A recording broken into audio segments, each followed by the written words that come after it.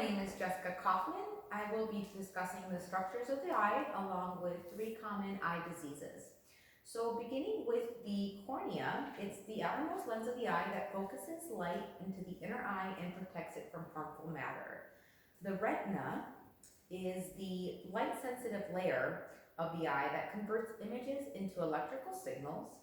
The pupil is the hole that's located in the iris that changes size to allow different amounts of light into the inner eye. The iris is the colorful structure of the eye that changes the shape of the pupil to allow for different amounts of light to enter into the inner eye. The ciliary body is a muscle that controls the shape of the lens to better focus the light on the retina of the inner eye. The lens is the transparent orb within the eye that refracts light to the retina of the eye. The optic nerve is the nerve at the back of the eye that transports electrical signals to the brain.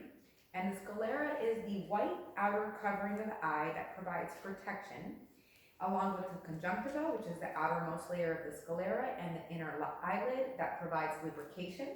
The vitreous humor is the watery liquid inside the posterior chamber of the eye that helps maintain pressure and shape, and the aqueous is the one inside the anterior chamber. The optic disc is the connection of the optic nerve and retina where the blood vessels enter the eye. And the choroid is the layer behind the retina that contains the blood vessels. So the common eye diseases, beginning with diabetic retinopathy. Diabetic retinopathy is a common complication of diabetes. It is a leading cause of blindness in American adults. The pathology process involves progressive damage to the blood vessels in the retina. Both eyes are typically affected. This condition can develop in anyone who has type 1 or type 2 diabetes, and the longer you have diabetes and less controlled your blood sugar is, the more likely you are to develop an eye complication. Over time, diabetes damages small blood vessels throughout the body, including the retina. Diabetic retinopathy occurs when these tiny blood vessels leak blood and other fluids. This causes the retinal tissue to swell, resulting in cloudy or blurred vision. Manifestations include floating spots, streaks, lines, scattered lights, poor color vision, revascularization of disc or elsewhere in the retina, vitreous hemorrhage, glycolic tissue retraction, retinal detachment, neurovascular glaucoma of the iris, and cotton wool spots. Diagnostics include a history and a profile on the patient's medical history, such as diabetic type 1 or 2, baseline eye examination and evaluation, and fasting glucose and HbA1c levels. Interventions are those that center around education on nutrition, medication administration, smoking cessation, and blood sugar and blood pressure control. The goal is to control diabetes, maintain HbA1c levels in 6 to 7% range with control of glucose and cholesterol.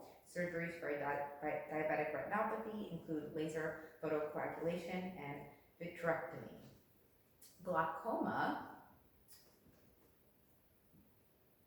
is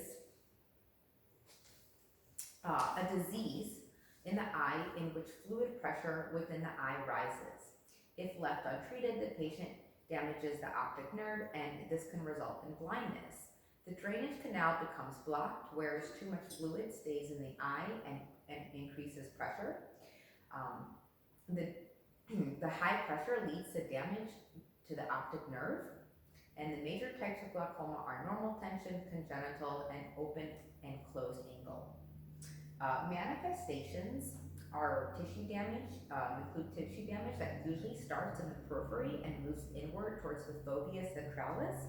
Primary open angle glaucoma results from obstruction to outflow of aqueous humor, which is the most common type, and this is characterized by a slow, gradual onset and is painless. Optic disc changes and peripheral visual changes usually occur, and tunnel vision is the most common. Diagnostics include ophthalmoscope examination of the patient with glaucoma, shows cupping and atrophy of the optic disc. It becomes wider, deeper, and it turns whiter gray. Visual fields are measured to determine the extent of peripheral vision loss, and elevated IOP is also measured by tonometry. Interventions include non-surgical management, which revolves around preventing blindness by early detection, lifelong treatment, and close monitoring with follow-up care. Drug therapy for glaucoma focuses on reducing intraocular pressure or constricting the pupil so that the ciliary muscle is contracted, allowing for better circulation of the aqueous humor to the site of absorption. Eye drops, of course, are the mainstay of control for glaucoma. Nursing interventions for the pharmacology medications for treatment of glaucoma focus on reinforcing the need for compliance with treatment, teaching patients how to administer eye drops correctly, and advising that they're given around bedtime, and teach the patient not to give eye drops with contact lenses, and to teach the patient to wait the recommended number of minutes between the administration of eye drops as well. Now we have cataract, which is a clouding of the eye's lens. It is the leading cause of blindness worldwide, along with the cause of vision loss in the US. The pathology of cataracts involves a lens opacity that distorts the image projected onto the retina. With aging, the lens gradually loses water and increases in density. This density increase occurs as older lens fibers are compressed and new fibers are produced in the outer layers. The lens proteins dry out and form crystals, and as the density of the lens increases, it becomes opaque with a painless loss of transparency. Manifestations are those that have slightly blurred vision and decreased color perception. As lens cloudiness continues, blurred and double visions can occur, and the patient may have difficulty with ADLs. Without treatment, visual impairment will progress to blindness, and there is no pain or eye redness associated with age-related cataract formation. Diagnostics include history and physical, visual acuity, ophthalmoscopy, slit lamp microscope, and the glare test. And then interventions would focus on non-surgical